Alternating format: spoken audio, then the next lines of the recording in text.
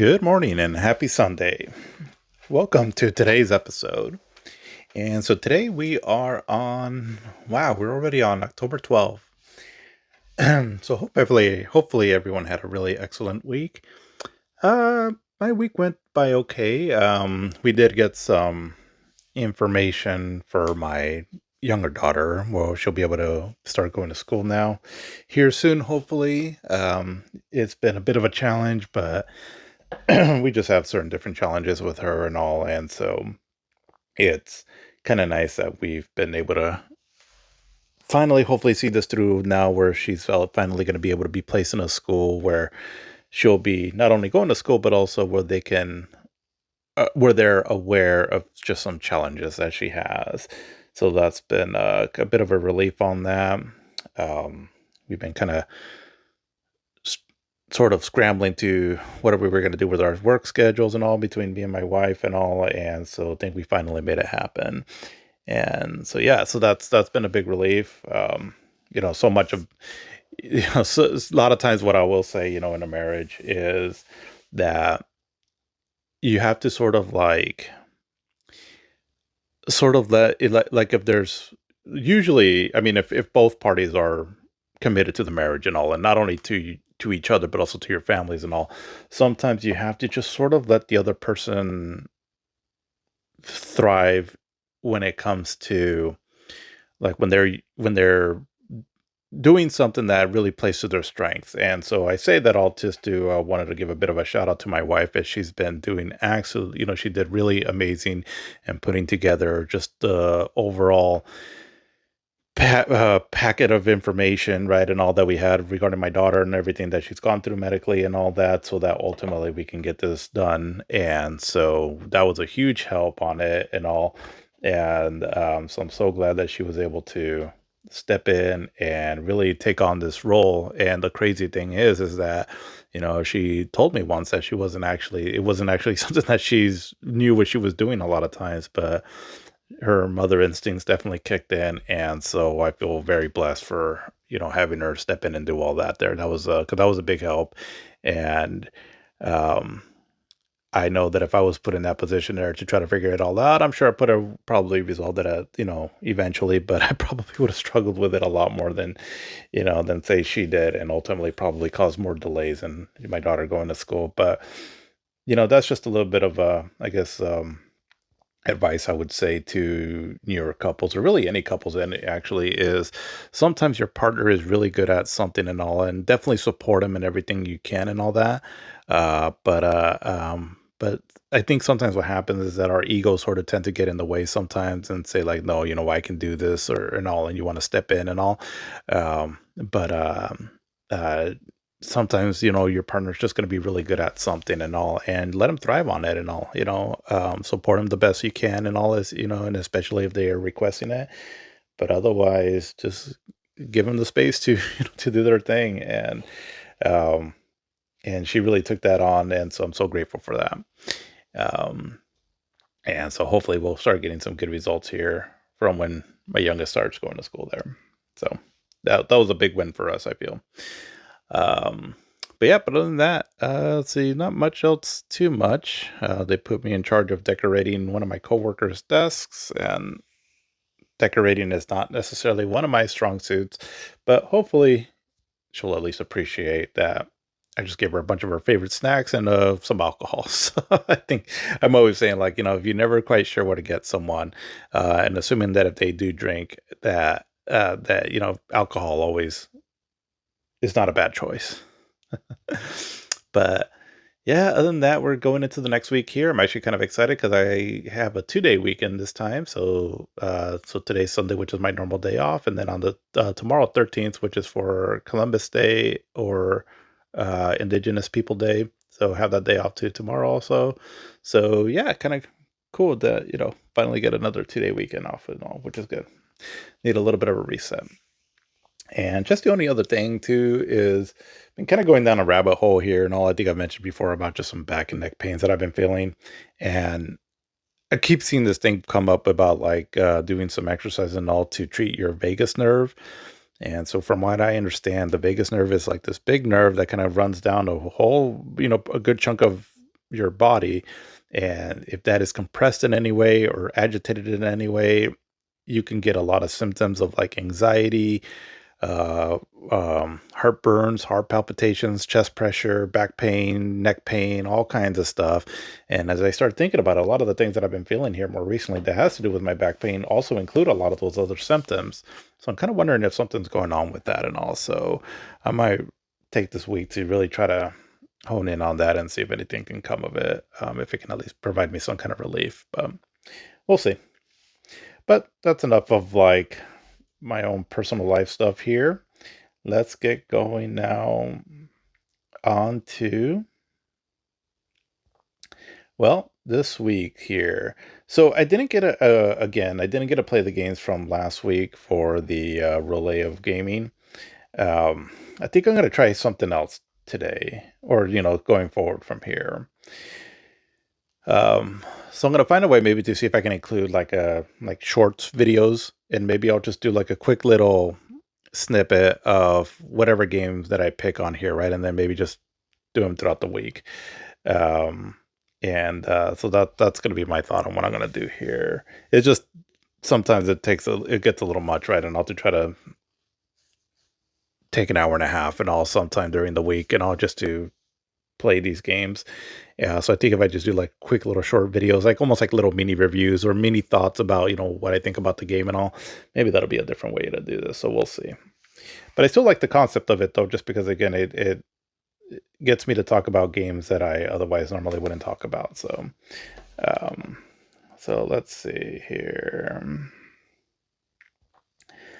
So yeah, so for last week, so we had again, let's see, Thunder Force 3 or Thunder Force AC, Walking Dead Season 1 and Primal.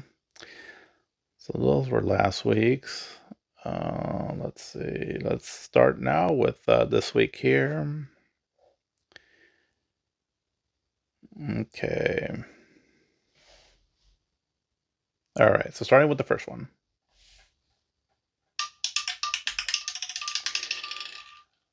406. Let's see, what does that bring up? Ghost Hunter. Oh, okay, interesting. I had mentioned this game last time when I was talking about Primal, so interesting that this is the one that I got. Okay, let's go with another one. 465.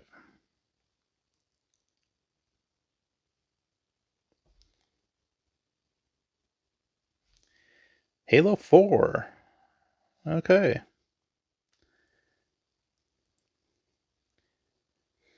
And the last one here. 928.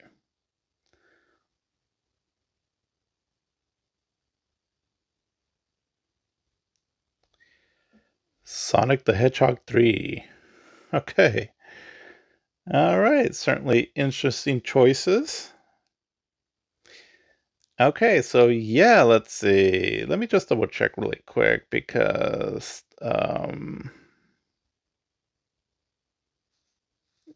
okay, yeah. Alrighty. So yeah, starting with the first one. So Ghost Hunter. So interesting that this is the one that was picked since last time I picked, or last week I picked um Primal. And so Ghost Hunter. So this is made again by that studio, Cambridge Studios of Europe, or I think is what they're called. And yeah, they have a really cool style. I really enjoy a lot of their games, like Medieval, Primal, and now this one, Ghost Hunter here. And all of them seem to have sort of like a supernatural uh, kind of a gothic theme of some sort. And Ghost Hunter, basically what it is, it's almost kind of like a Ghostbusters, basically, where you play this cop. If I recall right, you play kind of a rookie cop or a new cop, and you and your partner, who she seems to be kind of your lead, and you go into a school because there's supposedly some kind of something going on there. Well, eventually you go to the school and all, and then I kind of forgot how all goes down, but ultimately you end up having to fight off these supernatural like ghosts and poltergeists and things like that. Um, and what really impressed me about this game is again the settings that all the different areas that you go to. I thought was really creative, and it's just a really fun game to so kind of like Primal, right? And all the different areas and all are really fun to explore and all. And then also the exploration on it is pretty fun. And so basically what you do, you have like a sort of like a it's like a gun, I guess you can say, that shoots out like some kind of like these energy beams of some sort. So it's not quite like in Ghostbusters where it has these energy streams. They more look like energy shots. But you weaken the ghosts, and then eventually you have like this kind of like a almost like a disc of some sort that you throw at the ghosts, once you've weakened them enough. And then if you target the ghost correctly, it'll like suck them into this kind of this thing that boomerangs right back to you. It's a pretty fun mechanic. I got a kick out of it. I mean, the shooting can be a little clunky at times and all. So this is one thing that this studio isn't the best at as far as just like the combat in their gameplay. Like in Primal, it was a bit clunky, and same thing in this one. The shooting mechanics isn't the best, but it's still pretty fun though. And again, just the overall concept and the atmosphere and everything and all is really fun and creative, and just a really great looking game actually too. I remember both of this and Primal were some of the rare games that I believe both of them. I could be wrong, but I want to say that I think Ghost Hunter was also in widescreen, and I know it was in progressive scan. So they really helped boost the already really good graphics and all that the game had already. And yeah, I mean, if you've never played it before, it was kind of more. I mean, it ended up being a bit more of an obscure PlayStation 2 game, but you can get this game also on the PlayStation storefront. I believe you still can, anyways, because I know I have it on there right now. And yeah, I mean, if you like the Ghostbusters, and all, where especially during this time of the year, it's a great Halloween game if you don't want anything that's too scary. It's a great game for that. I feel like the atmosphere, the story, it'll definitely keep you hooked enough, right, to kind of get over some of its quirks that it has. And yeah, just a fun adventure. I really enjoyed this game. I would love to go back and play it, and maybe I will, here with it being Halloween and all. The main character, he's a bit of a smart ass, so he's kind of funny. But yeah, just, honestly, I remember a good chunk of the first part of the game, but then I'm pretty sure I beat it, but I don't recall like some of the more later levels. I just know that the whole time I was playing it, I was like, this is really good. And why is this going under everyone's radar? I remember thinking that a lot at the time. I did own this game at one point, but eventually, sold it. But yeah, like I said, it's on the PlayStation storefront. It's a great game. Definitely recommend to check it out. Like I said, you'll really enjoy this game if you like that kind of setting and games and kind of the more creepy stuff. Creepy, but not super creepy. But the next one, so it's for Halo 4. So my history with Halo is I do enjoy the games. I really like them actually, but the single player. I can't speak on the multiplayer. I've never played a multiplayer, and again, I just don't really do multiplayer a lot especially when it comes to like first person shooters. I like playing multiplayer games, like if it's a fighting game, sports games also, like well, more specifically like soccer sports games, and I do like playing like Mario Kart multiplayer, and also like some of the Nintendo games like Super Mario Wonder. We had a blast with that with my family, and things like that. But when it comes to like first person shooters and all, I'm not quick enough to try to compete on those, so I just don't even bother. But there's been a lot of you know single player first person shooter campaigns that I've really enjoyed.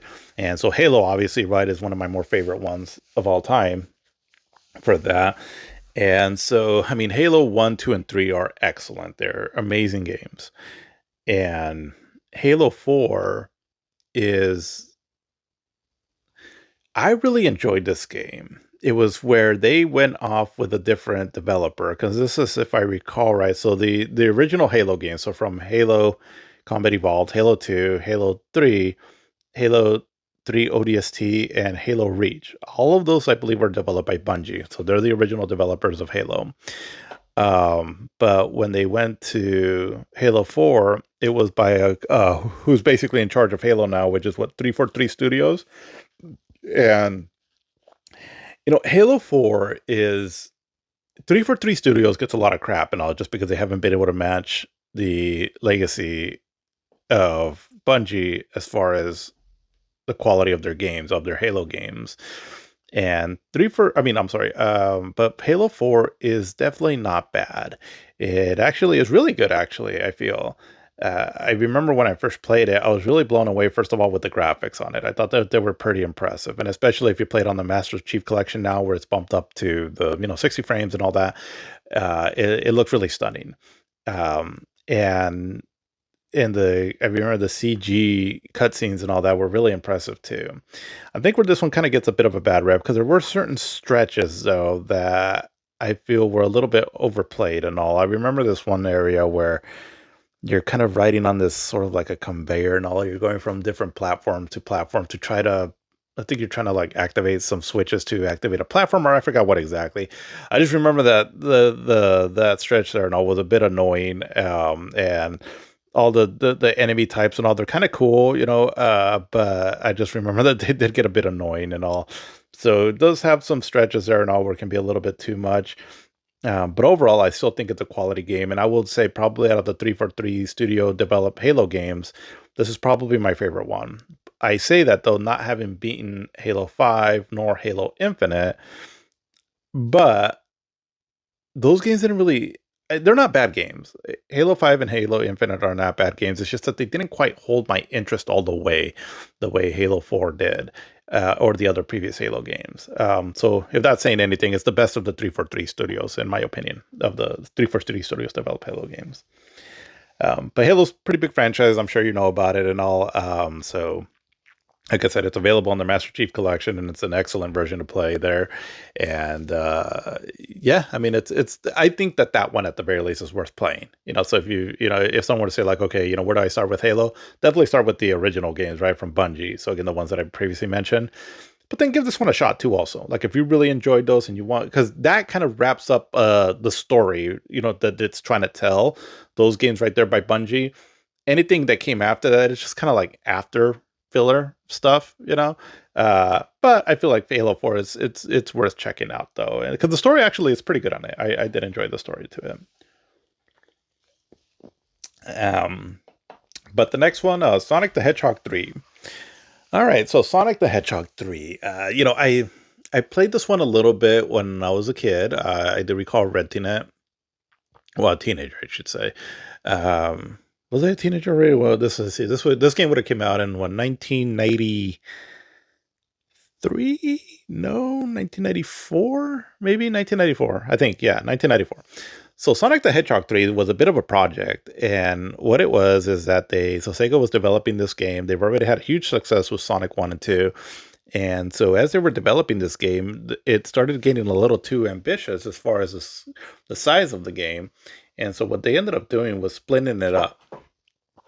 So they got Sonic the Hedgehog 3 out first, and then I'm pretty sure 1994, and that was early in the year. And then later on in 1994, we had sort of the second half of the game, so to speak, Sonic and Knuckles.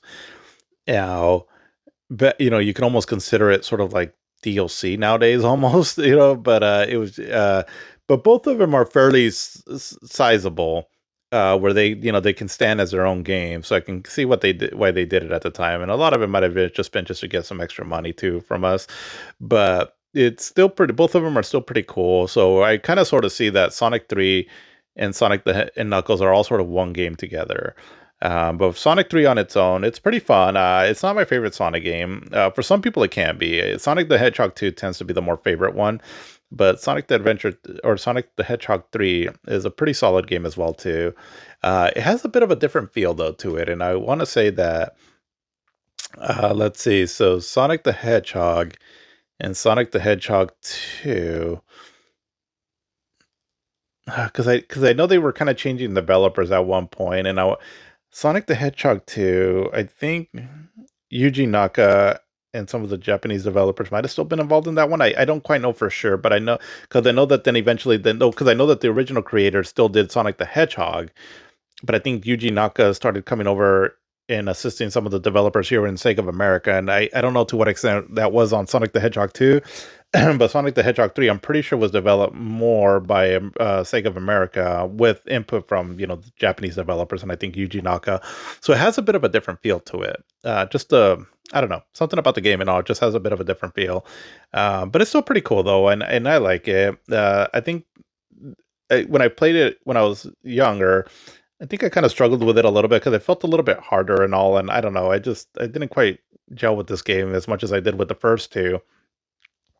And then I never played Sonic and Knuckles as a kid. It wasn't until much later. And so it was actually only a few years ago when the Sonic Origins came out that I finally ended up beating Sonic the Hedgehog 3. So overall, I mean, it's a pretty good game. I enjoy it. I do feel like sometimes the levels drag on a little bit long. And that's one thing that I always have with the game design and all is that sometimes when the levels just drag out too long. And um, now it's not that bad, but it's just one thing that I felt about Sonic the Hedgehog 3. But otherwise, it's a fun Sonic game. It's pretty cool. The ending to it and all is kind of cool. With the last boss fight there and all that. And there was one section where, oh my god, I was stuck on it forever, and so I ended up having like look up like how the hell do you pass this part? Well, I looked it up, and sure enough, a lot of people had struggled with it. It's just like the section where you have to like jump on this kind of thing, like in the casino world, and you have to jump on it a certain way, if I recall right, and not to get this kind of like this platform to go down. And it's like the odd little thing. It's just it's not very clear on how exactly you have to do this because you do like this mechanic on it that you don't never really have to do in the game otherwise. And I remember being stuck on that, but when I googled it afterwards, and I was like, well, good to know that I wasn't the only one. But so just a heads up, if you've never played this game, you get to this casino stage, you'll know when you get to this platform that's just kind of annoying to get past. Just if you don't know right away, just Google it. Just save yourself some time. Um, but that's what I got on Sonic the Hedgehog 3. Definitely one of the better games on the Sega Genesis, one of the more popular games and all. But for me, it's a decent Sonic the Hedgehog game, but not my favorite 2D one. I think for that it'll be Sonic CD, and then Sonic the Hedgehog 2, and then maybe Sonic the Hedgehog 3, maybe.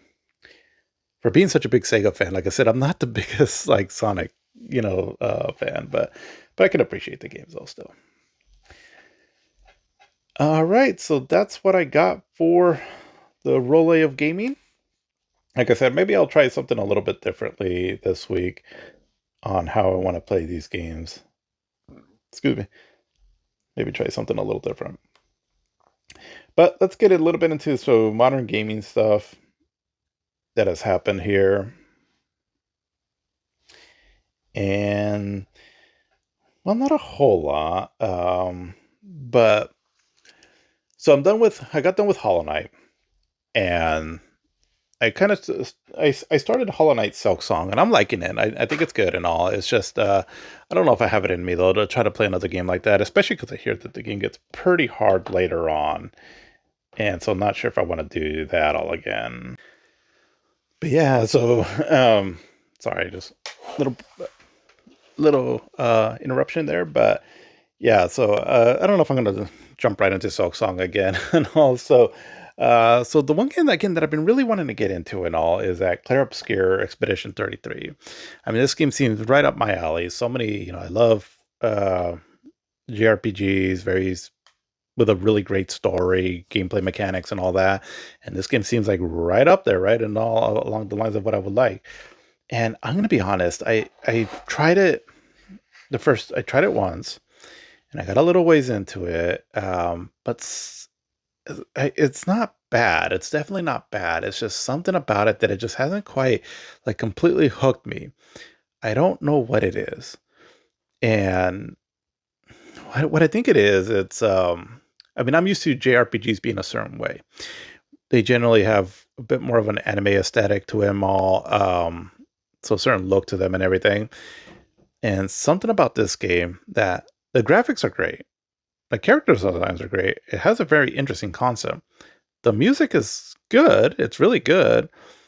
But I don't know, like maybe my brain just can't quite connect all of that and all that, that it's still recognized as a JRPG, and for some reason it doesn't like hook me. I mean, because I'm finding the battle system interesting. I will say that it is very satisfying when you parry an attack, or even just when you dodge it and all, but especially parry and the way your characters attack back and the sound effects and all. Like I was playing it last night with my headphones on and all, and so when you land a successful parry and your characters attack back and all, it's pretty satisfying. um, but I don't know. I can't. I think a part of what it is that the look of the game is beautiful and the music is beautiful on their own, right?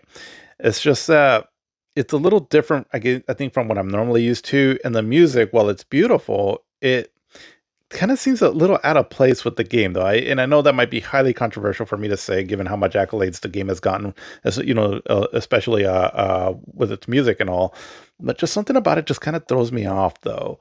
And the gameplay mechanics, I mean, basically, I had started another game, right? 'Cause I played it when it first came out, and I got, like, about 2 hours into it, and I'm like, "I don't know, something about this game just wasn't quite connecting with me." So I started a new game, and I was going through it last night, and now I think that, because sometimes with some, like, JRPG-like games, sometimes, like, there's a lot of all these different mechanics and all these different systems and all that, that it kinda gets a little, confusing for me. And so I'm like, "Alright, but this time I'm gonna try to really take the time to learn this." And also, since I already kinda went through it one time, at least the first initial 2 hours and all, I think I'm like, "Okay, I understand this a little bit more now." And so I think I'm appreciating it a little bit more now, because what I played last night in it and all, I'm a little bit below where I got to last time, so I'm about an hour and a half into it now, and I'm liking it. I'm liking it a little bit more now, so I'm hoping this will give me the push to keep playing it. So, because I think this is going to be my next major game that I'm going to play. I want to get through this game because I've just heard too much good things about this and all, and it definitely seems right up my alley. Then I'm like, I gotta give this game a shot. Like, come on, this is right up my alley. And I did it with Hollow Knight, so maybe I can do it with this game, where a game where I was a little put off by, but I just got to give it a chance, because I get some kind of a Final Fantasy X vibe from this game. Not so much, I mean, kind of the way the game plays, where it's sort of kind of linear world, and all. It's uh, and then the combat system. Not that it has a similar combat system. I mean, outside that it's turn based, but I don't know, something about the game, and where I kind of feel the story might be going. It gives me a bit of the Final Fantasy X vibe. So, and Final Fantasy X is a game that I absolutely love. So I'm gonna give it a shot. I'm gonna try to stick with it. Um, I did pick up two other games too, also. Well, three, I guess. So I did pick up the Super Mario Galaxy 1 and 2 on the Switch, and I played both of them a little bit, probably more Super Mario Galaxy, but I haven't gone too far into either one of them. So I figured now is a good time to really get into them, and they look really beautiful on the Switch, with the on the big screen TV or on the handheld. I feel like, so this game was on the Wii, which is a seventh generation system, but the graphics are kind of more sixth generation. I always feel like games from the sixth generation, if they're if they were if they were graphically pretty impressive back then, but when they're cleaned up, like better resolution, better frame rate, and all that, they clean up really nice. They can clean up really nice. And this one here is a good example of that. I mean, the game looks pretty stunning, where it almost like a current gen game in some aspects, right? At least at a first glance and all. Like if you show Super Mario Galaxy on the Switch too, and somebody doesn't really care too much about graphics or pay attention to all of that stuff, they're going to be like, "This is a nice looking game," right? Um, the only thing about the game though is that, I mean, the game was made for the Wii, right? And so we're using the Wiimote and all, and I can definitely see some of the shortcomings when they've ported it over to the Switch too. Here, I mean, for the most part, the controls work pretty fine. It's just that there's certain moments there and all with the way you have to control it, like when you have that hand icon and you're trying to like drag your player up to a star and all. It's a little, I don't know, it's a little weird. Where on the Wiimote, it's a lot more intuitive, and so, again, it kind of loses a bit of that. But luckily, that's not the huge part of the game, and so, it's still pretty playable. You can play it with the Joy Cons and then use the gyro on that, which kind of works the same. I haven't played it like that yet, and all. I'm just always used to playing it with a Pro controller or in handheld, and in handheld, it is a bit of a pain to play it like that. So, it is a bit of a nuisance and all, but for the most part, though, outside of that, the game is still they're really fun games and all, and I really want to try to get through these games now, because I feel like I would really enjoy them. And the other game that I got was also Ghost of Yote. So I got this game. I was not really. I started seeing some pretty decent reviews on it and all, and I really like Ghost of Tsushima, and I want to get through Ghost of Tsushima first, but I just put in the game just to what put in the game. I downloaded the game and then I played it just to kind of see what it's all about. I played like maybe I don't know, like about 45 minutes into it. So I didn't play it for too much. I just wanted to see, kind of what it's all about. And it seems cool. I mean, it definitely seems more like Ghost of Tsushima. The story, we'll see where it goes. I've heard that that's been a bit of a complaint on this game is the story. I kind of like it where it's like, it seems like this revenge story where, you have to chase down these 7 warriors, kind of give me like a Kill Bill vibe. But I guess it just depends on how they flesh that all out and the encounters that you have with these 7 villains. Um, so we'll see. But if anything, the game is beautiful though. But yeah, but that's mainly what I got for like modern gaming news. Again, Clear Obscure is going to be the one that I really want to try to get into this game. So I'm going to try to give it a good, honest shot. I just hate it that I love having it where I can play a game portably. I mean, I have the PS Portal, but I don't know what it is here in my house where the places that would normally play it portably is like in the bedroom, and for some reason, like I have like this dead zone in there, and I've tried like a Wi-Fi extender and all, and it doesn't seem to quite work. So then it's just kind of a pain in the butt because if I'm in the living room while I'm playing it on the TV, um, well, maybe I guess like if we're all there in the living room, maybe I can play it where like if we're all just watching a show or something. Maybe I can play it that way.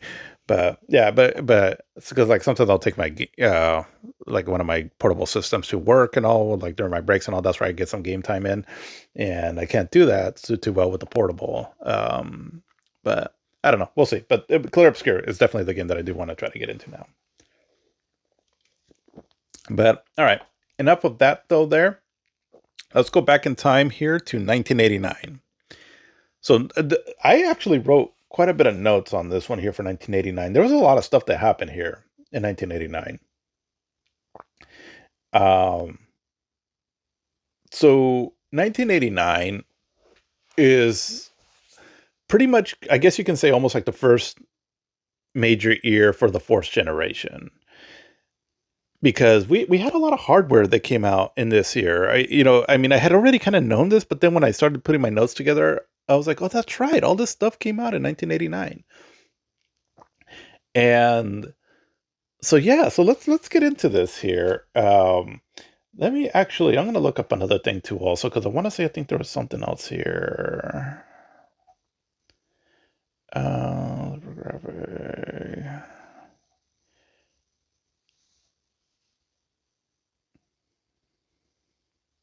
okay, yeah. So okay. Okay, so in December. Okay.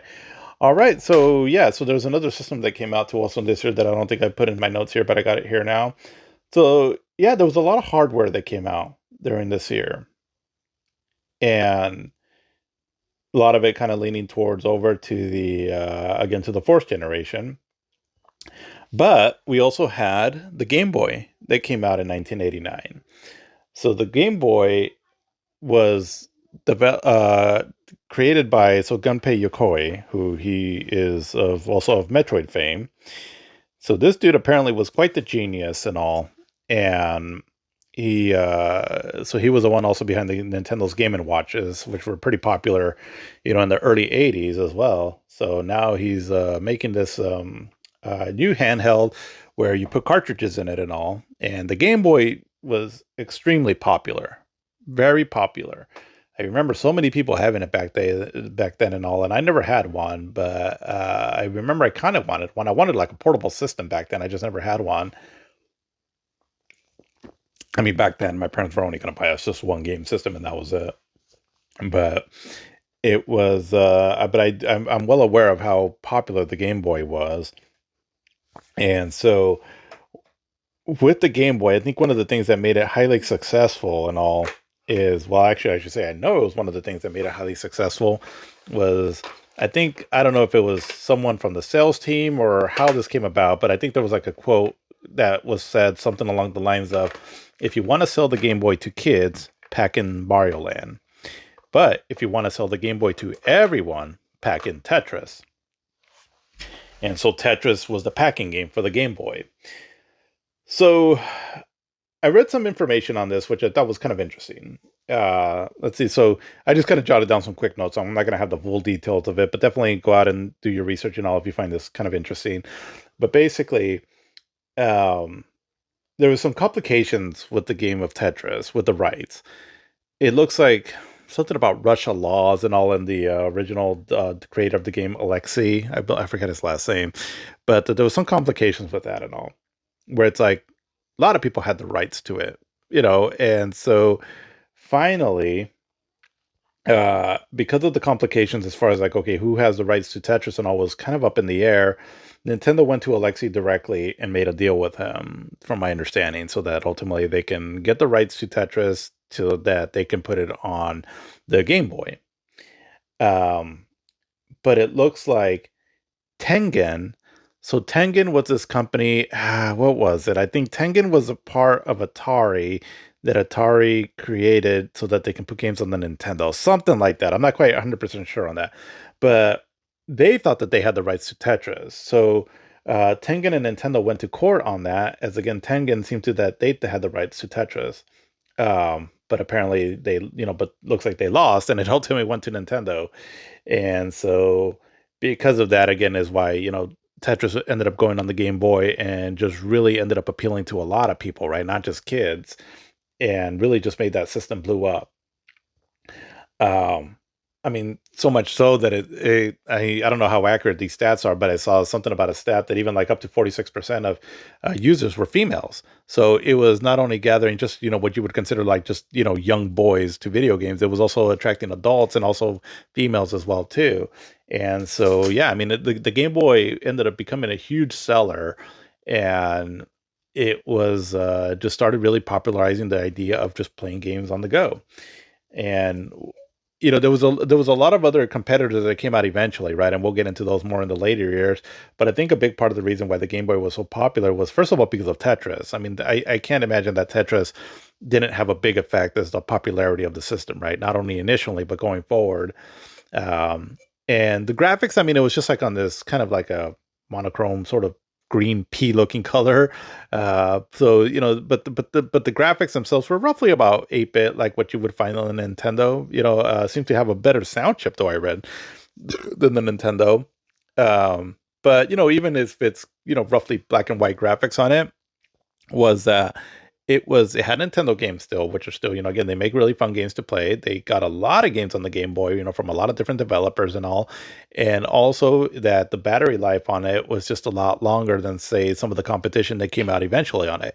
And that's kind of a big deal. Battery life on a portable system is a big deal, right? If you're trying to appeal to a lot of people, because you can have all these fancy graphics and everything and all, but if the battery life kind of sucks on it, well, that kind of takes the purpose of handheld gaming.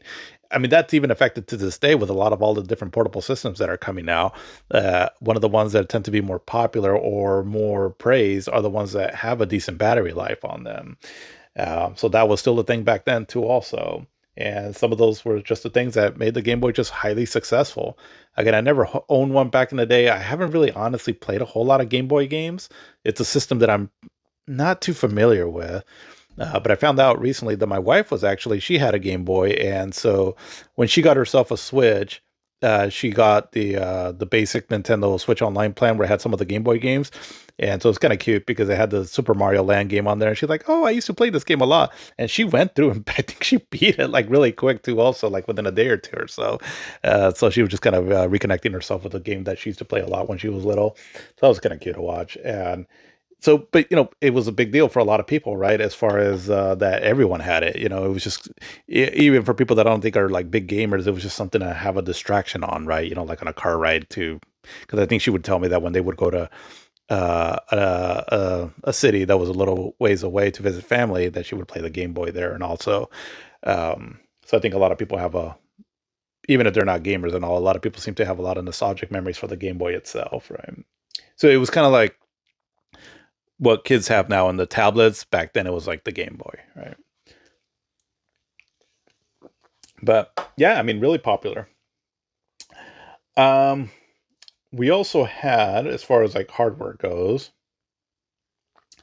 we had the Lynx also. So the Atari Lynx, and that also seemed to have come out here in 1989. And so the Atari Lynx, this is one that I remember that well, it looks like it came out in let's see. So let's see. So the Atari Lynx is a fourth generation handheld game console created by Atari Corporation in September of 1989 in North America. Okay, yeah, so it did come out in North America in 1989. Okay, all right, so I wasn't wrong on that. So yeah, and I'm not too familiar with the Atari Lynx, honestly. I just remember that back then it was the one that I wanted. Well, that one, and then eventually the Game Gear, but the Game Gear comes later. But I do recall wanting that though, just because I thought that, again, back then, in this early age here and all with video games, I was a bit anti Nintendo, and it's just because again, it was like one of those things, when something's so popular, it just gets a lot of hate. And this was my stretch in life where I was a bit of a fanboy. So I was like, well, I want something, that's cooler than the Game Boy. Um, but and so part of that was why I wanted the Lynx and the Sega Game Gear. And but what I understand of the Lynx and all, I don't know. This is another system that I don't know too much about it.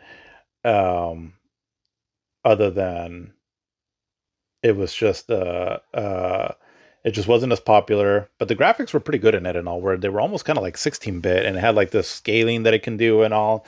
And but ultimately, I can't really think of a lot of games on it that came out that were like really good. Um, and so ultimately, like I said, right and all, it didn't do that well, and the battery life on it and all, from what I understand, was pretty bad. Um, so yeah, I mean, it just kind of seemed like it just wasn't that great of a system. Um, well, not I shouldn't say that wasn't that great. It just ultimately wasn't that popular.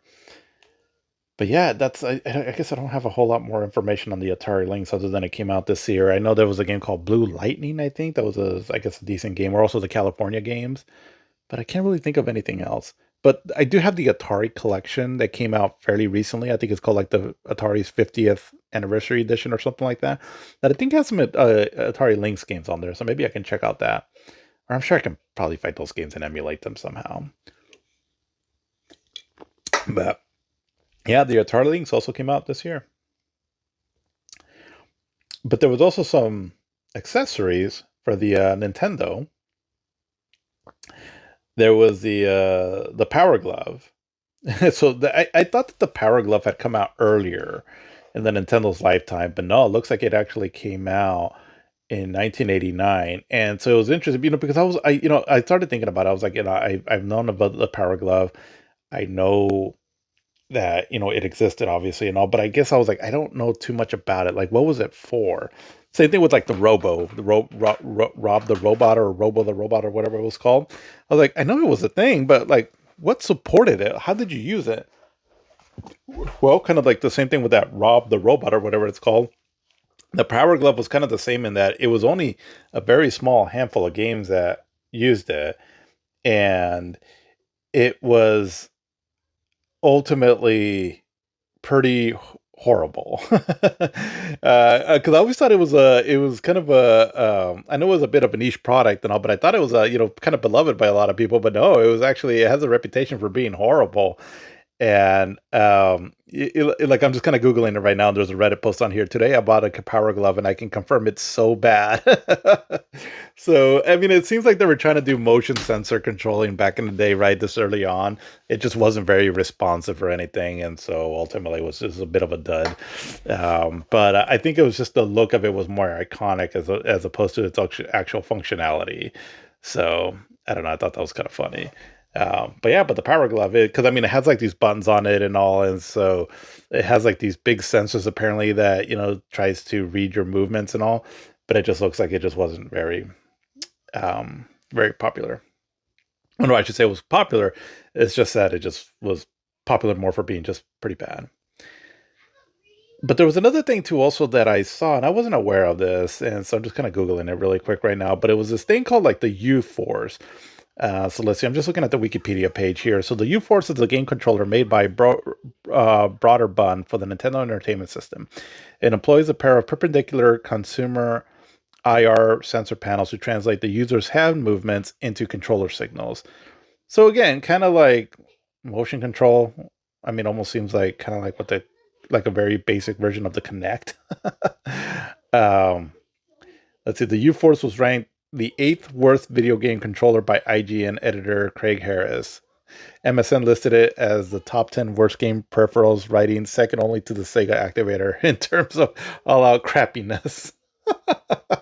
So apparently it was a pretty shit device. But I don't know if now that I'm looking at the picture, I do think I do kind of recall it now. But when I was looking, making my notes for this here, it wasn't something that immediately stood out here. So yeah, that was also another kind of a crappy accessory for the Nintendo there. Um, we also had so now this actually I do remember these here. It was the Tiger Electronics handheld devices. And I do remember these here because I remember I wanted one so bad because I was like, well, I can't get a Game Boy, and I didn't want to get a Game Boy or whatever my thought was at the time. Because it was from Nintendo. But I kept seeing these Tiger Electronics out there, and they were much cheaper. And you can get a lot because they were getting a lot of licenses like Double Dragon, Castlevania, I think, and all. And so my thought was like, well, maybe I can get one of those, and all, and those would be pretty cool. And for some reason, I had like this obsession was trying to get one of those. And I want to say that I think my mom bought me one at one point. I don't recall which one. Maybe it was a Double Dragon one. But once I got my hands on it and all, I was like, okay, this isn't quite what I expected. They're really simplistic games, and they don't really, I don't know, they don't really control that well and all, and the animations are very stiff and jerky, and I don't know, I just feel like they aren't very responsive and all, so I couldn't get too much into them. But I just remember having an obsession was trying to get one until my mom finally bought me one, and I realized what they were. But they were kind of like the Game and Watch from back in the day. But apparently, the Game and Watch was a lot more responsive, and it just played better from kind of some of the stuff that I was reading on there. But I do remember seeing these a lot in stores, so they must have been pretty popular because I think they were like about $20. So I can imagine, kind of like with me, right? And a mom's like, okay, well, I can't get you the Game Boy, but here you go, play this, right? So I think maybe that's why they, were pretty successful, at least to up to a certain point. Um, but yeah, but that's some of the stuff that we got there for, more, I guess you could say third generation stuff. But now we're getting into the fourth generation, right? So the PC Engine, if I recall, that came out in the previous year, 1989. So that was in Japan. And so we discussed that there, in the last episode. But now it got moved over here to the United States. And so the TurboGrafx 16 and apparently the CD player also came out in 1989. Let's see. Is that a thing? Because I could have sworn it came out maybe a little bit later. No, it did come out in 1989. So the CD peripheral came out and at sometime during the same year. Huh, interesting. Okay. So the TurboGrafx CD was the first CD console out there that came out, and which was kind of impressive back then, even though it was an early one and also had some faults, like I would assume like the load times and the read times and all weren't probably the best. But basically the TurboGrafx 16 and the CD player, so they were made by Hudson Soft and NEC. So Hudson Soft, so they were making a lot of games for the Nintendo, but they wanted more power. But Nintendo wasn't quite at the point where they were gonna, create a whole new hardware and all that. So Hudson Soft partnered with NEC to make the PC Engine and then eventually the TurboGrafx 16 here. And so the systems look pretty different because from what I understand, the PC Engine, it's like a small little device, and it's fairly simplistic and works well with the Japanese audience, but apparently it didn't really test well as far as the look of it and all here in the United States. So they put it into this black shell, made it bigger, and called it the TurboGrafx 16. Apparently that resonated better with American audiences. I'm not sure. But more or less the same system though. And so from what it sounds like, it just ultimately, because I mean, Hudson Soft was making a lot of popular games, and I mean, they had some power to it and all. I mean, this we're bumping up to 16 bits now, which, to my understanding, I don't know exactly the complete technicality of it, but the TurboGrafx 16 has some 8-bit hardware along with 16-bit hardware. But ultimately, because of the 16-bit hardware that it has, is where it can get away being considered like a 16-bit system. Again, I don't know the full technicality of it. That's just my understanding of it. But when you look at the graphics, though, you can tell it's definitely a step above from what the Nintendo and the Sega Master System were doing. So sure, let's classify it as a 16-bit system. And and again, with the added CD and all that, it made for some, pretty impressive looking games. But ultimately, so why did the TurboGrafx fail, right? Because I mean, if you were around back then and all, I do recall that the TurboGrafx, and I think I made this comparison last time, but it kind of felt like it was cool and all, but it sort of felt like the other systems were like the Transformers and the TurboGrafx was like the GoBot, or like the other systems were Walmart, the TurboGrafx was Kmart. And I mean, it was cool. There was a lot of cool games on there, and I really want to take the time one of these days to explore its library more because it has some cool games on there. It's just that ultimately it looks like it was just a flop because what it came down to, it just looks like they just had bad marketing. And, I mean, back then I remember seeing it in the gaming magazines and everything, but if you're just like the casual and all that, nobody probably really knew about the TurboGrafx 16. And so it just kind of flopped. And it also came out around the same time as another system that I'm going to talk about here in a bit. And so I don't think that helped its case also. Um, and but I mean, like I said, it has some pretty decent games, and I remember. So one of the, I think it was a launch title, The Legendary Axe. If it didn't come out at its launch, it came out pretty early on. And that game, I do recall now because I saw this here as I was writing my notes that in some gaming mags, I would assume back then, it was one of the game of the years. So for what it's worth, right? And all, I mean, it has some quality software on there. And yeah, the bit that I played of Legendary Axe, it's a pretty fun action game, action side scrolling game. And with the CD add-on that it had on it, I mean, I never had it back then, but I can imagine, seeing things, with voice acting and full motion video and all that was pretty impressive stuff to look at. As far as if you're just thinking about it on a technical level, like, wow, look what video games can do. Didn't make it necessarily for fun games, all the time, but it was just kind of cool that we were starting to see stuff like that. And then the quality of the music, I mean, hearing like really good CD quality music for the first time, because I know that's how I felt when I first started playing the Sega CD. I was like, oh my God, like music is being like a big factor now in games that it can sound so good. Um, so yeah, so it was kind of a big deal. But the TurboGrafx 16, I do want to explore the library of it more because it has a lot of cool games on there. But yeah, just ultimately just, kind of flop. But on the same note though, and I think a part of the reason why there was some confusion with the TurboGrafx 16 or why it failed was because later on that year, looks like towards the end of 2000 or 1989, there was also the SuperGrafx 16. I don't know exactly what was going on there. I think I saw something at one point that it was they were kind of like split into two different teams or something like that, where, the TurboGrafx 16, they were going to really start pushing here in the United States. But in Japan, because the PC Engine was already out there for a little bit and they wanted a little bit more of a powerful version, they came out with the SuperGrafx 16, or the SuperGrafx, I think it's just what it's called. And so that came out in Japan to be kind of more of a competitor towards like the Sega or the Mega Drive over there. And then perhaps maybe they were already getting word that Nintendo was doing something. I don't know the full details on it, but but yeah, because it came out in the same year. Again, TurboGrafx here in the United States, SuperGrafx in Japan. But the SuperGrafx, it's kind of one of those systems that it seems like there might have been some lost potential there and all, because it was fairly powerful. I mean, it's it's still like 16 bits from, when you look at the graphics, at least, okay, it's like, okay, this is a 16-bit machine, but it was fairly powerful. I don't know the exact specs on it and all. Ultimately only had like 5 games that were made specifically for the TurboGrafx, one of them being a version of Ghouls and Ghosts. And then it had some other games where it could do like an enhanced port, like I believe Darius. But it ultimately ended up flopping too, obviously, right? It only had 5 games made for it.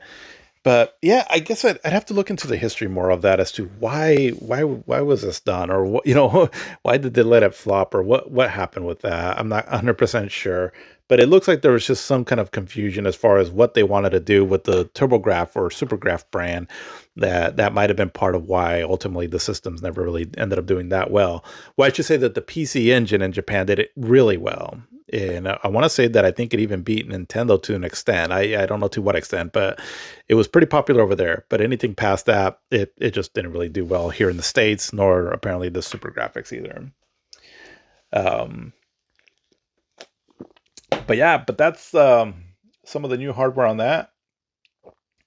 And the biggest one, though, is one that I can talk about more, and that is the Sega Genesis. So the Sega Mega Drive had already been out in Japan, right, the previous year, but we got the Sega Genesis. I want to say I think it was like in August or so, or September of 1989. So this and the TurboGrafx 16 launched around the same time, and this is again maybe one of the reasons why the TurboGrafx didn't do so well over here, because Sega, their Genesis had some hype around it. And, because Sega was a little bit more of an established name, than say like NEC was over here as far as for home game consoles. And the graphics on the Sega Genesis were pretty impressive. I mean, I remember looking at the screenshots back then when they were showing screenshots of like Altered Beast and Ghouls and Ghosts and all games that were from the arcade and all. And you're looking at the graphics, you're like, oh my God, that looks really impressive, really close to the arcade. And I think they were already starting to show screenshots of Golden Axe, right, which came out a little bit later, but it looked fairly identical to the arcade. And I remember seeing screenshots of games like Last Battle, where it had like these really huge sprites and all, and really detailed look. And I mean, it looked really impressive.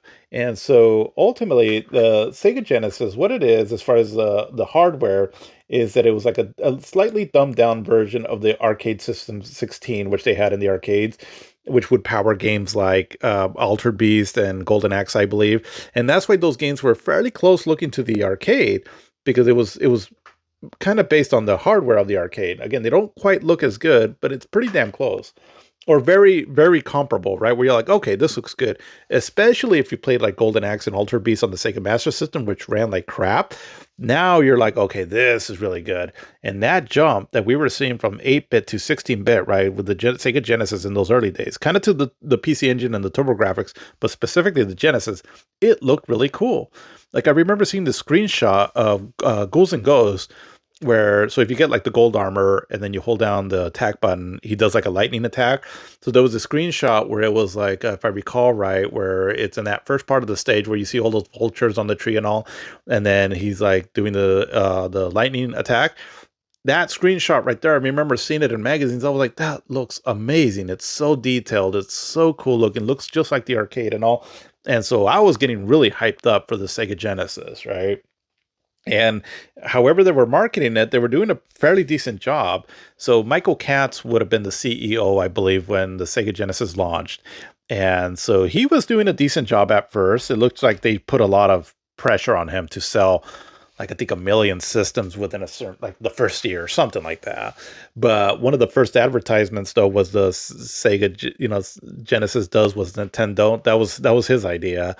And I remember seeing that commercial and all, and you see all the graphics like Tommy Lasorda baseball and Pat Riley basketball. When you see like the players slam dunking the ball, like the close up shot, it just looks super detailed. And I was thinking like, oh my God, Sega is gonna kick some ass, And I was, already coming off of the Sega Master System, right? And I was super hyped for it, and we wanted it so bad. And so I've already kind of told the story before, where my we wanted it so bad. We were pestering my dad about it. Apparently, he told us a story that we made him and my mom some breakfast, and I'm thinking it was because it was the Sega Genesis that we wanted, that we were trying to bribe them. And then eventually, where we caught him buying the system at KB Toy Store, but then when it was Christmas time, because we got it in the Christmas of 1989, so a few months after it came out, and then we didn't see the present in there, but then later on that night, because we opened our gifts on the 24th, later on that night, he had the system in my sister's bedroom, and he told me to go over there, and I was sat on the bed, and I freaked out when I saw it. So anyways, yeah, that was just, I remember being so hyped, and we were playing already Altered Beast, because that was one of the Christmas gifts that we got, was Altered Beast on the Sega Master System. So we were playing that, and then finally when we got the Sega Genesis and all hooked up a little bit later that night, I remember hooking that up and all, and just looking at the big leap in graphics, right? And I was like, oh my gosh, this is amazing that we're playing this at home. And again, this is why, for some of us old hands and all that, been around in the video game hobby for a while, is where I think we understand, right? The technology can only go so far, but kind of why we miss those big leaps in generations, because it was a big leap in graphics and sound and everything, that you truly felt like you were upgrading when you went up to the next generation. And it was because of moments like that. I mean, it was truly mind blowing what we were looking at the time, right? And yeah, I just remember being so hyped for the Sega Genesis, and they had a decent lineup of games at first, because they had Alter Beast, Super Hang On, Tommy Lasorda baseball, and I think Pat Riley's basketball. I think, or maybe not. Pat Riley, but then Thunder Force 2, maybe Last Battle, maybe Ghouls and Ghosts. But if those games weren't right at the launch time, they came out pretty close afterwards, and then a little bit afterwards we had Golden Axe and The Revenge of Shinobi. So we had some really cool stuff on there. And yeah, I mean, it definitely seemed like Sega was, going to make a strong case, right, to become a really awesome system. But yeah, it was pretty impressive to see back then. The controller now had three buttons on it, which was like, oh, now we got three buttons on it. Um, it was advertised as having high definition graphics on the system, and had like a little volume meter for the where you can plug in like a headphone to it and all. And just the sound also just sounded a lot, more better than what we were having in 8-bit, especially when we started playing games like The Revenge of Shinobi. I was like, wow, like sound is actually now sounding really cool and all. And yeah, I mean, the Sega Genesis did pretty good enough that it started building some good hype around it, that it was, where it started becoming like more of a success and a failure, right? And so it definitely seemed like that Sega was onto something, so much so that it seemed like a lot of parties, or I'm sorry, like a lot of companies were starting to consider putting their games on the Sega Genesis, right? Because again, Nintendo has such a stronghold on the market that it was making enough of an impression. They're like, hey, what about this Sega Genesis 16-bit system over here, right? Now, eventually, we're going to get a little bit more into it as far as like what Sega ended up doing to really, keep their foot in the market, right, and all compete against Nintendo, as that'll come a little bit later. But the first impression of the Sega Genesis, I do recall it being, there was some hype around it and all, outside of just my own hype, seeing it in magazines and everything and all, and it, had a decent lineup of games at first. And so again, there's the period of time from the Sega Genesis before Sonic, from 1989 to 1991, that it had some decent games on there, right, and it was able to create a decent enough foothold in the market that made people aware even before Sonic. Now, it took Sonic to really be able to compete against Nintendo. Again, we're going to get into that a little bit later. But, it was enough, though, and all that made people notice, like, oh, look. And I think a lot of it had to do with a lot of the arcade ports that it was getting that were just, pretty impressive on there. And, but yeah, it was, I don't know. I was a big fan of it back then, and I'm almost like geeking out as just how excited I was for it back then. And for me, the Sega Genesis is probably my most nostalgic system out there. It's what probably really made me a hardcore gamer, just because I was getting a little bit older and all. And basically the Sega Genesis was like marketed towards kids like me, right? Where we're starting to become teenagers, like, Nintendo's for kids, this is the cool stuff over here. And so I bought into it all, and my brother did as well too, right? Because he was the one that was sort of had more of the influence of what games we would get. And yeah, it really exciting time and all. And so I'm actually kind of happy to be able to talk about this era of gaming where I was really getting into it and all, because this is where I can go off of a lot of my own memories of what was happening and things like that and all. But yeah, the Sega Genesis, kick-ass system. I love it. Um, but now let's get into just some games that came out during this time frame here, and because there was a lot of stuff that came out. So going back to the Game Boy, so there was the Super Mario Land. So it was one of the launch titles for the system, I believe. And I started playing it fairly recently when the Nintendo Switch Online. I was just trying out some games on there, and when I started playing it, because again, I'm not familiar too much with the Game Boy library of games. And when I was playing, I was like, this feels different. Like, I don't know, it's something about it that doesn't feel like a Mario game. Well, what ended up being, as I found out, was that it was so the game seemed to have been made by not Shigeru Miyamoto, but I believe Gunpei Yokoi, so the dude behind the making the Game Boy. And so that's why it has a bit of a different look. Like I don't think it has Bowser on it. It has like some other bad guy, and something about the level layout, the way it plays and all. I mean, it's a platformer, you hit blocks and all that, but it just felt different. And I was like, oh, okay, that makes sense. It wasn't Shigeru Miyamoto behind it. But it was still it's a decent enough platformer, right, for the Game Boy. Um, but then let's see.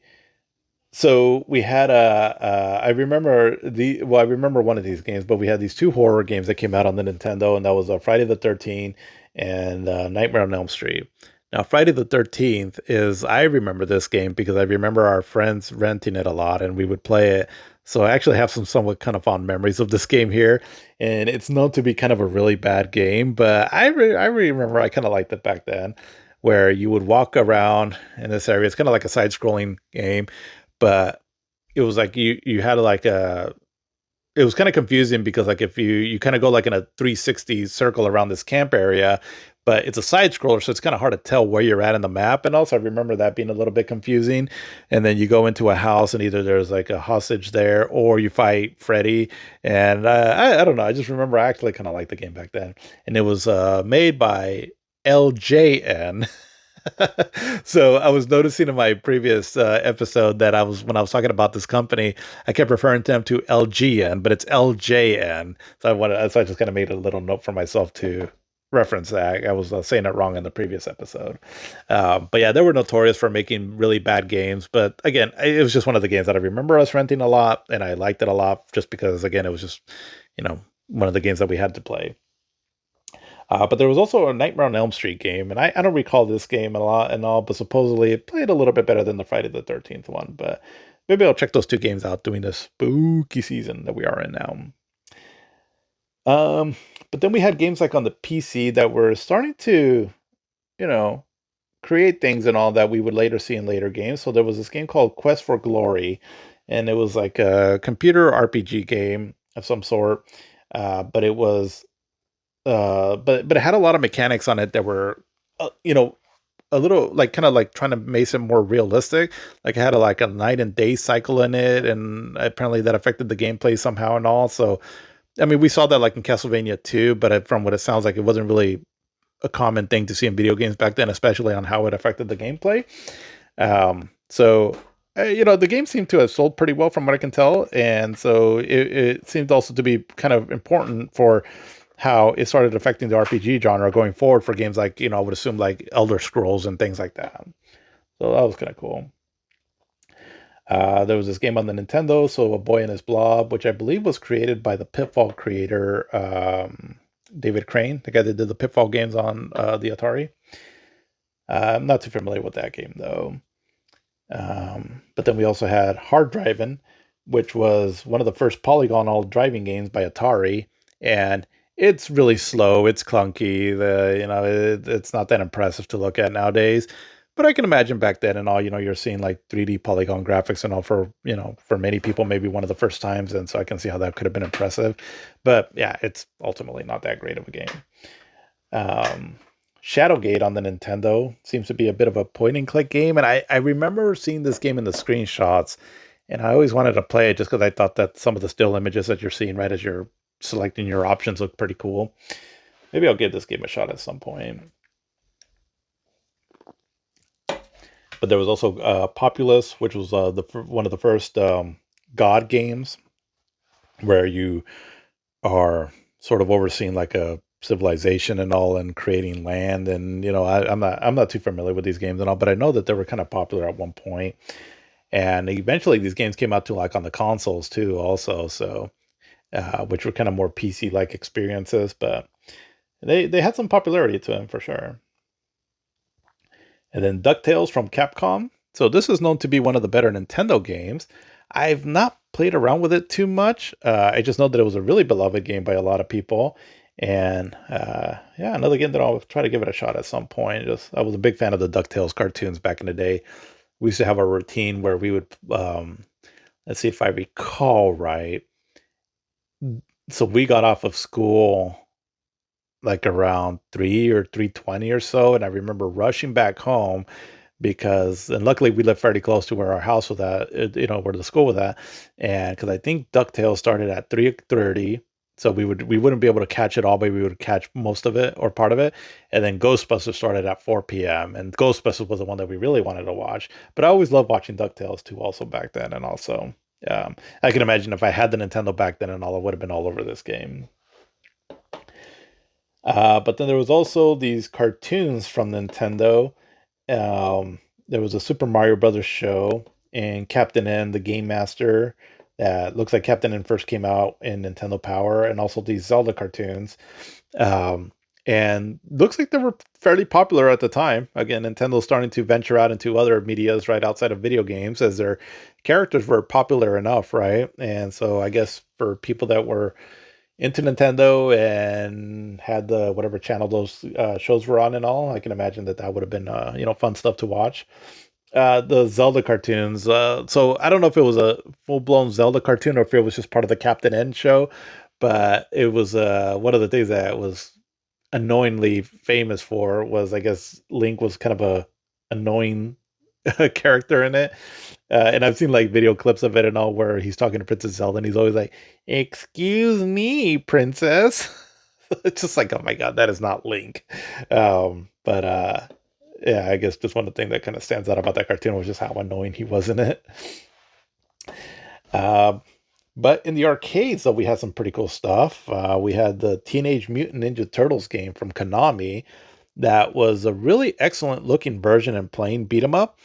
If you love the turtles, right, and all, I mean, it's a very faithful recreation of the look of the cartoon in the comics, and you had all the character or a lot of the popular characters in there, like all the turtles, and then like Bebop, Rocksteady, Shredder, and I actually beat this game fairly recently when it came out on that collection, the Teenage Mutant Ninja Turtles collection. So I was like, let me go through this game. I remember seeing it in the arcades back then and playing it a little bit, but I wasn't, I never really got too far into it. So finally ended up beating it all. Yeah, it's a fun beat 'em up. Classic Konami beat 'em up from back in the day, and you can especially fun, right, if you can get four players on there and all. It's a good time. And I mean, back then the graphics were pretty impressive, the animation and everything, where it was like, wow, this looks really close to like the cartoon and all. And so that was a kind of a big deal back then. But speaking of hack and slashes like that in the arcade, we also had Golden Axe from Sega, and this game here, I do have a bit of a history with because I'd already started getting into arcade games, right? And so we had this little mini mart close by. It was called Eastside Market that I used to go there quite a bit to grab snacks. And every now and usually they would have like two arcade cabinets there, and they would rotate them every so often. But at one point they had Golden Axe there. And what I recall is, I remember going there and all. I was like, oh, what's this new game from Sega? Whoa, it's like medieval, like barbarians and has magic in it at all. Let's give this a shot. So I remember playing it and I ended up getting kind of good at it. And so we had so the owner there of this East Side Market. So if I recall right, they lived like right across the street. There was a house there, and I believe that's where they lived at. So he had a son that was a little bit younger than me. So I was, well, let's see, I would have been 9, 10 years old or so. And when I started playing this game, and because I was going there quite a bit to play Golden Axe, and so his son would basically wait outside, wait for me to show up so I can start playing it, and because he just wanted to watch me play the game. So if I would have been around 9 or 10 years old at that time, he would have been about 6, 7 or so, give or take. And so every time I would go over there and play it, I would take a handful of quarters and all, and get a little bit farther in it each time. And so I remember he would be there like, yeah, you can beat it this time and all. And so one day when I went over there, I think I took enough quarters and all, and I'd already gotten somewhat good at the game that I eventually ended up beating it. And I remember him celebrating there with me and all as I beat Golden Axe there at this little mini mart. But yeah, I just really loved the game and all. It became a favorite of mine back then. It was sort of like one of my early video game accomplishments that I beat Golden Axe in the arcade. And so was always really excited for when a home port would come over to the Sega Genesis, which, was actually not quite graphically as good, but had extra levels and all. So was a pretty good port then. But yeah, Golden Axe in the arcade. I mean, it's really cool. You select these three characters. the more powerful they are. So there's Gillum, I think is his name, where he's more powerful, but his magic isn't as powerful. Then you got the Barbarian, where he's fairly powerful, magic is fairly strong. And then you got Tyrus or Tyra Flame or Flare, I think her name is. So she's like an Amazonian coming a warrior, and she's not quite as powerful, but her magic is really powerful. And she had like that really cool dragon spell that comes, where the dragon comes down and shoots fire. I just thought that looked really amazing too. And yeah, Golden Axe, I have a lot of fun memories of that game, and definitely one of my favorite arcade games. Um, but yeah, let's see. We also had Prince of Persia that came out. I believe first came out on the PC. So it's kind of what started popularizing the cinematic platformer, where like it was more kind of like puzzle based and all, and the animation on it was pretty impressive. And it used this technique called rotoscope. So from what I saw, so basically rotoscope is sort of like where you trace over like a character, I think, like maybe someone performing these moves and all, and then you like program him somehow into the game. So it sounds like a very painstakingly hard thing to do. But apparently, so Jordan Melchior, I don't know if I'm saying his last name correctly, but he was a developer of this game, or I'm sorry, the main lead. And apparently, to use the rotoscope animation technique, it was his brother that he had play out the moves. I think I saw that, so that's interesting. But yeah, I never played the Prince of Persia back then, but some of the more later releases that came out, I did get into those, and yeah, made for some pretty fun games. Let's see, we had Tecmo Bowl also that came out, and not the most realistic game of football, but probably one of the more funnest games of football back then. And Tecmo Bowl was a big hit. I remember a lot of people were into Tecmo Bowl, even that weren't into video games, because it's a football game, right? And a lot of kids were liking football back then, and I never really got to play it back then, but I have played it more recent, as an adult. It is fun, yeah. It's again, you're not gonna get like a hardcore simulation football game with this, but it's hella fun and all. And nowadays, I kind of like sports games more like that. And yeah, Tecmo Bowl was a big hit. If I recall right, if you use Bo Jackson in it, he was kind of a he was almost like broken in the game. He was almost like a cheat code because I guess how fast a character was and all. Which hey, in real life, Bo Jackson was the man. He was kind of what got me into football, wanting to play running back. As in when I was in elementary and then eventually junior high and all, and I wanted to play football in high school. We just couldn't afford it back then for my parents to get me into football, but running back was a position that I always wanted to play was because of Bo Jackson. And even to this day, I got a Bo Jackson jersey still. Um, but yeah, I just thought it was kind of funny how broken he was, I guess, in Tecmo Bowl, that he was kind of a cheat code. Um, but then we had also Blazing Lasers. So this is a game that was on the TurboGrafx, one of the better games initially when it came out at launch, and because the TurboGrafx ended up being a really impressive system for shoot 'em ups. And I've been actually playing this game fairly recently, and it is fun. It's a really fun game. I like the music in it too, also, and kind of reminds me of Musha on the Sega Genesis, which I've also been kind of playing. And yeah, it's a cool shoot 'em up, cool music, cool power ups. I tend to prefer more side scrolling shoot 'em ups than verticals. But yeah, definitely a cool game though. I glad that I'm finally playing it now because I missed out on it back then, and I can see why the TurboGrafx was known as a really impressive shoot 'em up system.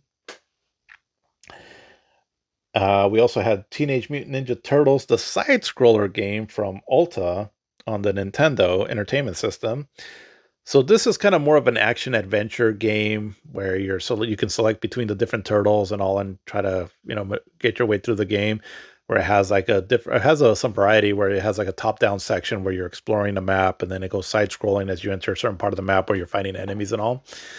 I remember playing this game with my friends back in the day on the Nintendo, and we were having a hell of a time with the game. But I think we did get a little ways into it, but I don't think we ever beat it. And then as the time started going on, we started realizing just how hard the game was and all, where everyone was having a hard time with it, especially like those water levels where you're trying to swim and you get like these seaweeds that are like trying to electrify you and all. And I do recall playing those stages and being really frustrated with him as a kid. I don't think we ever beat him because you're trying to get to like different sections of this level to turn off some bombs or something like that. I don't quite recall, but I do remember being pretty frustrated with the game. I liked it. I wanted to really like the game back then and all, but it was difficult though. And so it's kind of nice to know that because I remember back then thinking like, oh man, I'm no good at games, but it's like, no, everyone had a hard time with that game. So, if I could go back in time, it's like, hey man, don't be so hard on yourself. It's like everyone's struggling with this game. This game is fucking hard. And that's kind of what it has this reputation for being, right? It's just that it's a really hard game. But maybe I should go back to it and just beat it with a bunch of save states. um, but yeah, Teenage Mutant Ninja Turtles. That was a. I think the game sold fairly well still. I would think because of the name, right? The name recognition and all would have made it a pretty popular choice for kids back then. Um, but we also had so Dragon Quest came out, and I think I talked about it in 1986. That was in Japan.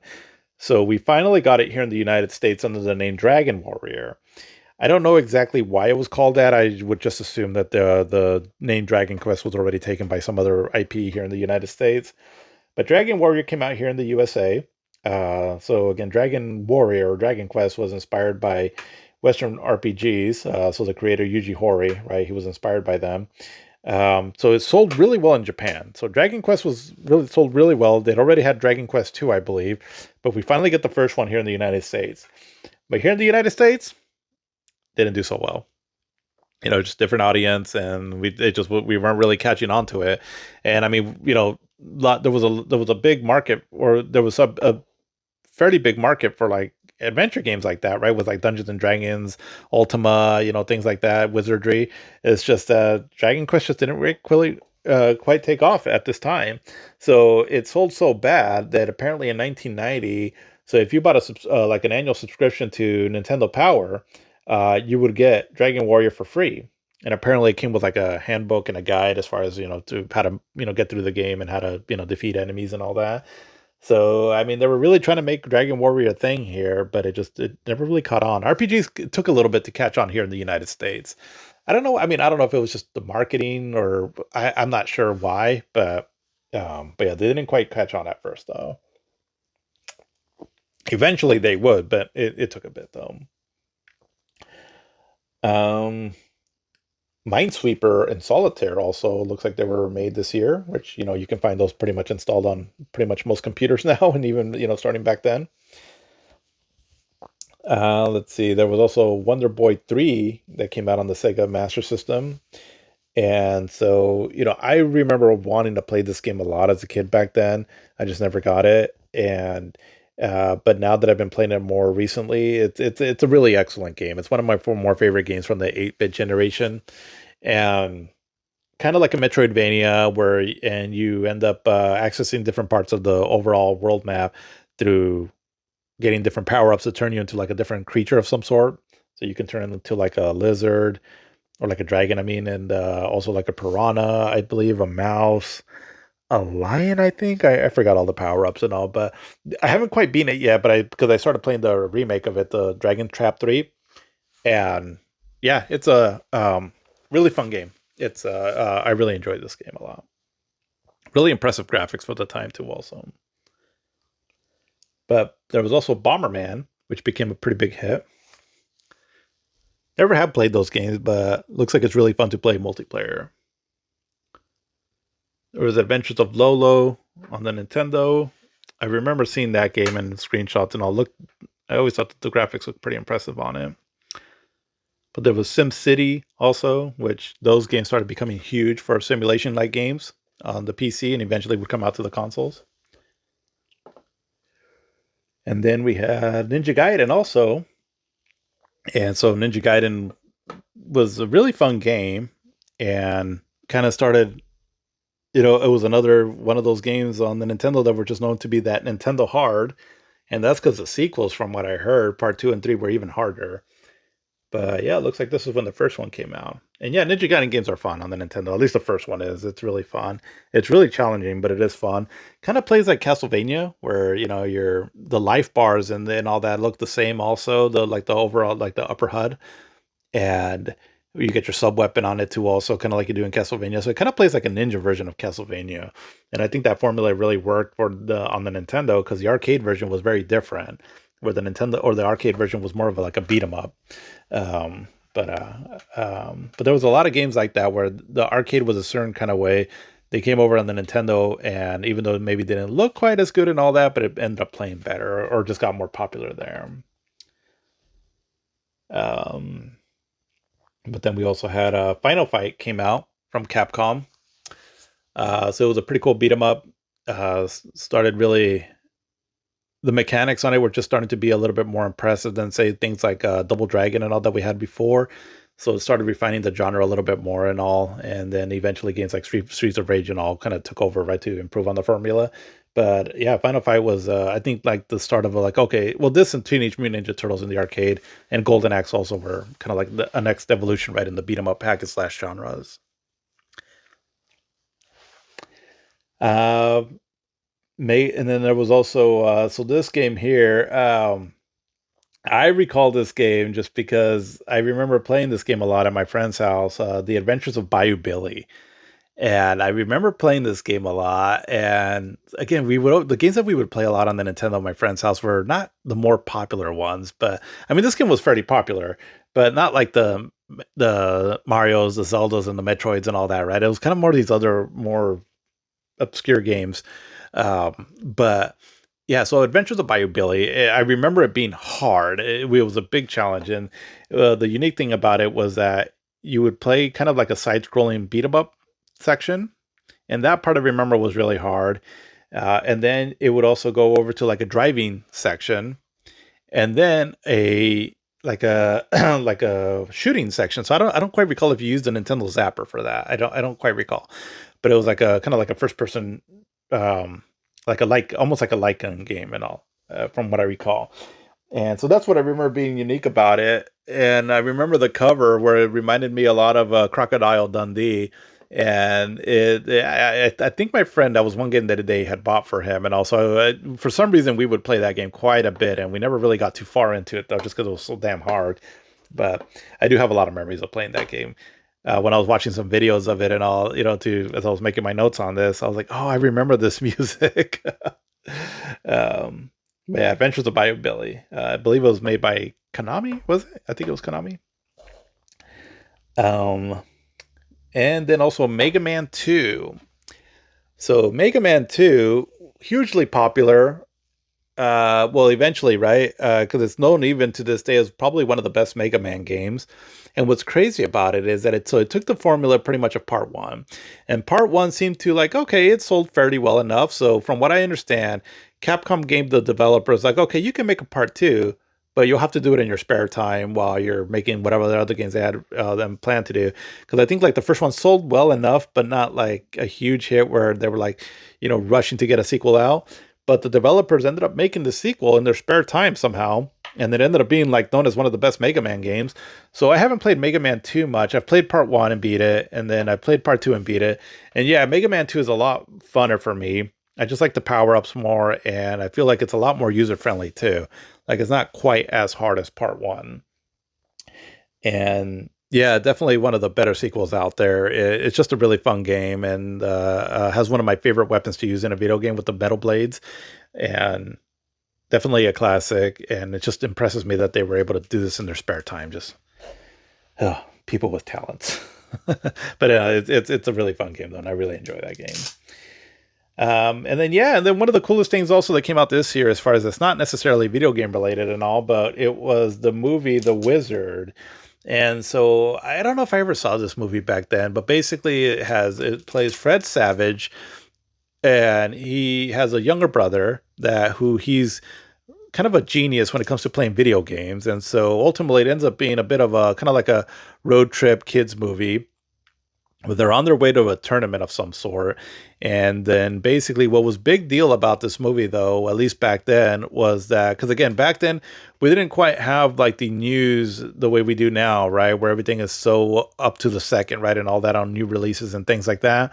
And so there was been some rumblings, I think, that there was going to be a Super Mario Brothers 3 game coming out, but we hadn't really seen anything.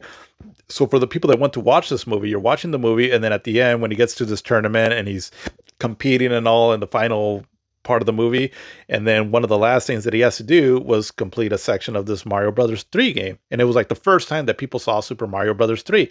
And so everyone was like, "Oh my god, like this, is this for real?" And yes, it is. And so that must have been a pretty cool experience back then. Again, I don't know if I ever saw the movie back then and all, but I think I kind of want to watch it now just to, just check it out, right, and see what that was all about. But yeah, I can imagine that was a pretty big thing because Super Mario Brothers 3 ended up becoming a huge hit, and I'm sure we'll talk about that more here, I think next year. But yeah, that would have been pretty cool to experience so back then. But yeah, but 1989, lots going on there. A lot of new hardware. We're getting into the fourth generation now. And the fourth generation to me is one of my favorite gaming generations of all time. And so kind of excited to start talking about this here also as we're starting to get into it and eventually, Sega versus Nintendo, the console wars and all that. It was just a hell of a fun time. I was a teenager, starting to become like a teenager during this time. And yeah, it was just a lot of fun. But yeah, that's all I got for this one here. Hope you have an excellent week, and we'll see you in the next one. Have a good one.